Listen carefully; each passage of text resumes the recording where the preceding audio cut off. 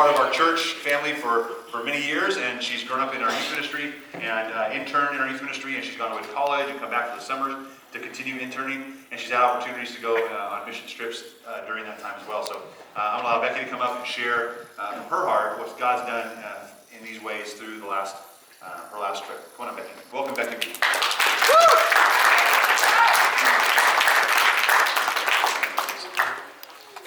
Hi guys, can you hear me? Yes. Well, I just want to say thank you to begin with for just this opportunity to share my trip and what God is doing through me as He prunes me and produces fruit.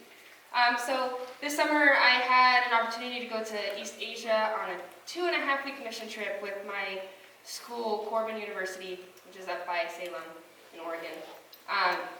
And our primary goal was to build loving and Christ-centered relationships with the locals of the country. And specifically, we were focusing on college students, which is actually a perfect group for me since I'm a college student. And it was easier to really connect with them and make long-lasting friendships.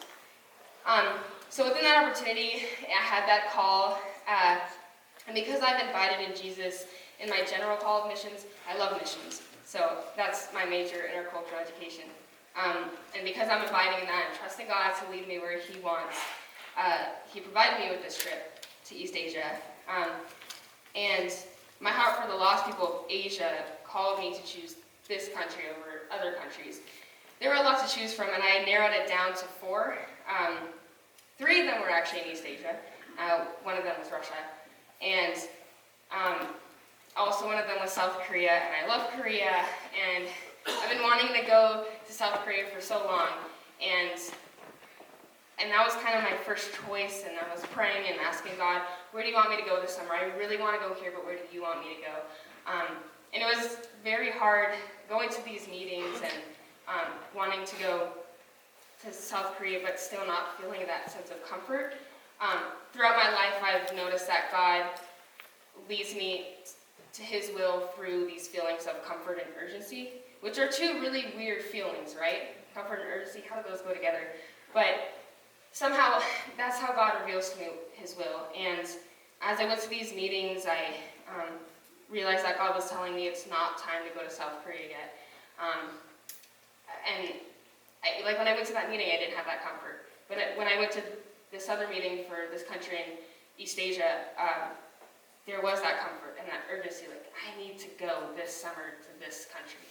And God just confirmed it, and I just gave Him my whole heart towards that country, and it worked out smoothly. I mean, sort of smoothly.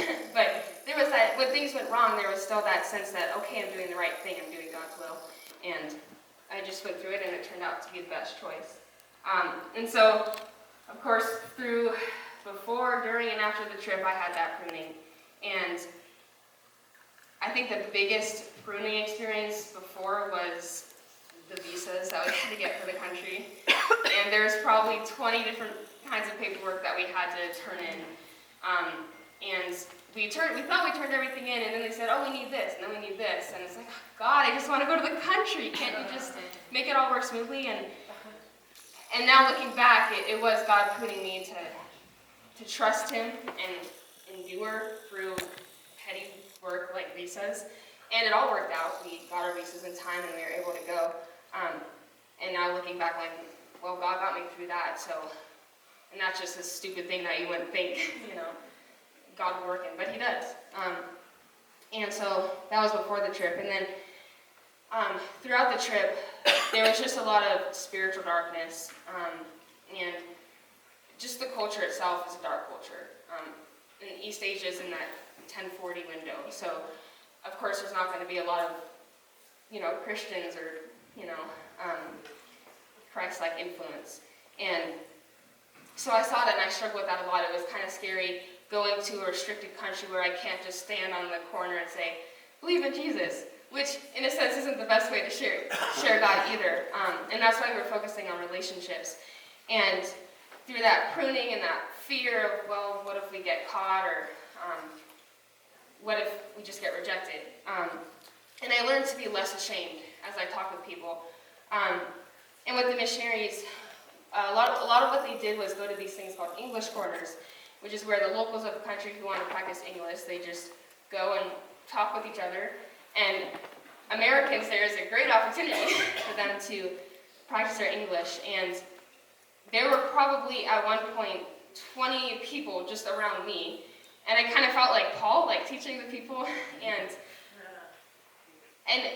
God definitely spoke through me. Like, I was really nervous before, and there was that fear, should I do this? And God just took over, and people just wanted to get to know me, and I wanted to get to know them. And there was that relationship building. And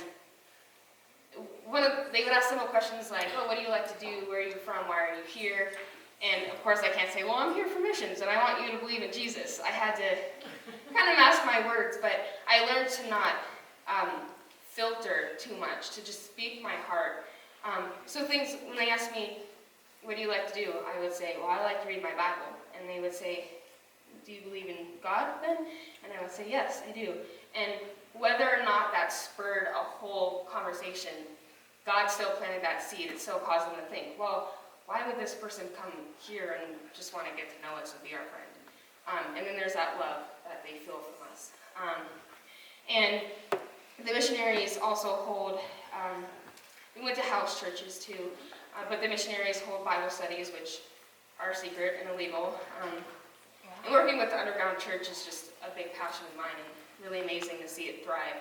And that again is the pruning and the fruit. But the missionaries have a Bible study for their students, the missionaries and English teacher at college. And so we went to a few of his Bible studies with the students, and afterwards, this was the last night that we were on our trip, one of the boys came up to me and started asking me about Jesus and forgiveness, and if Jesus forgives regardless of what you've done. And I was just kind of shocked that I had this opportunity to talk to someone. Like, he was so interested in seeing that interest, that a boy who's never heard about Jesus before wants to know so much. And I just talked to him for about 20 minutes, and a simple conversation. And I realized that God works in the small things. I've been learning that more throughout the year, that it doesn't have to be big, like, oh, you're saved, that's great. Just a simple conversation that plants a seed, and God works through that. And so that's just a great thing that I remember. And the beautiful thing about this trip was it wasn't just a short-term hi and bye, we'll never see him again kind of thing.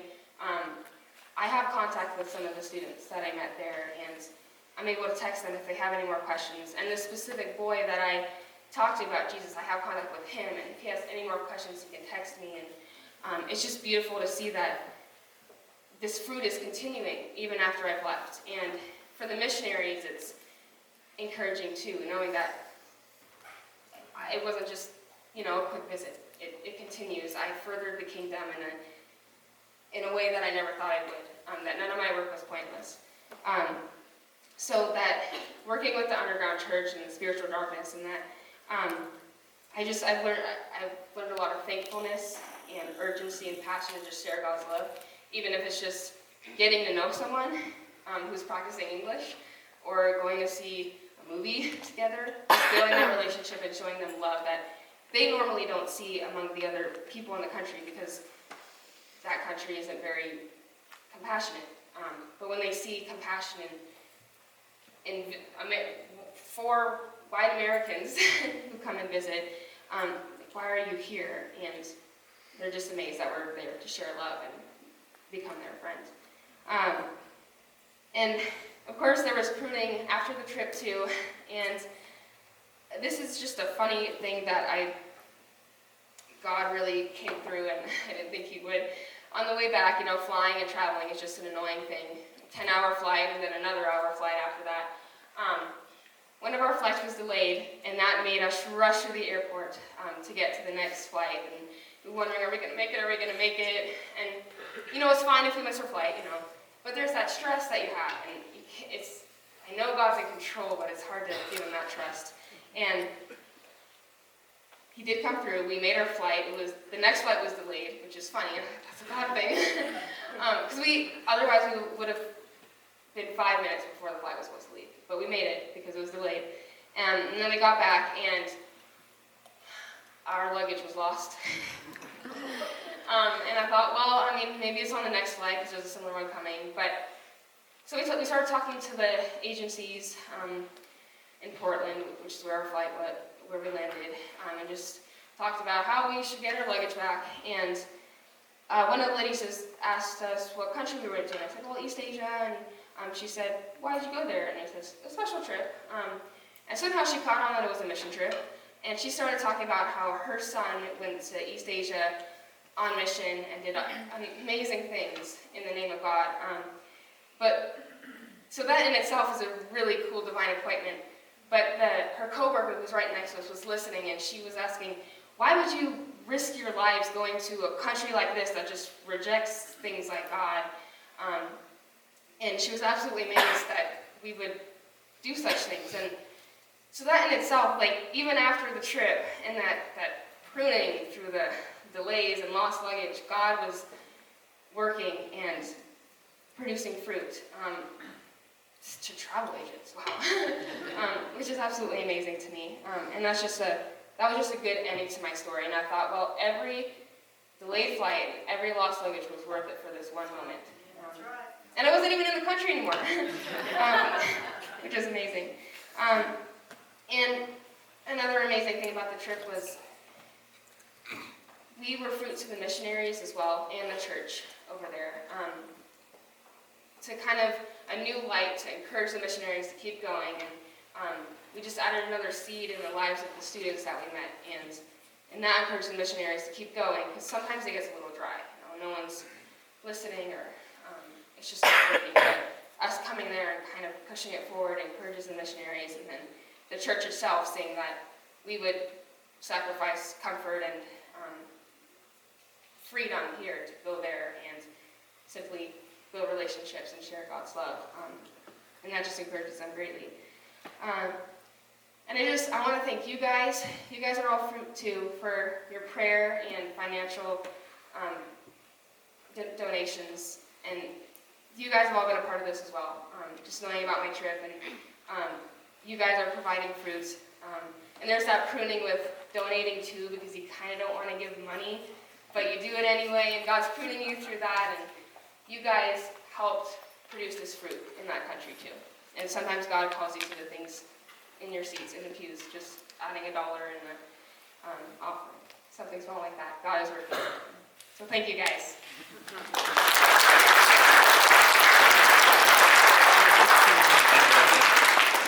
All right, up next we're going to hear from Harrison Westbrook, who is on staff at College of the Siskiyous, not with the college, but with InterVarsity Christian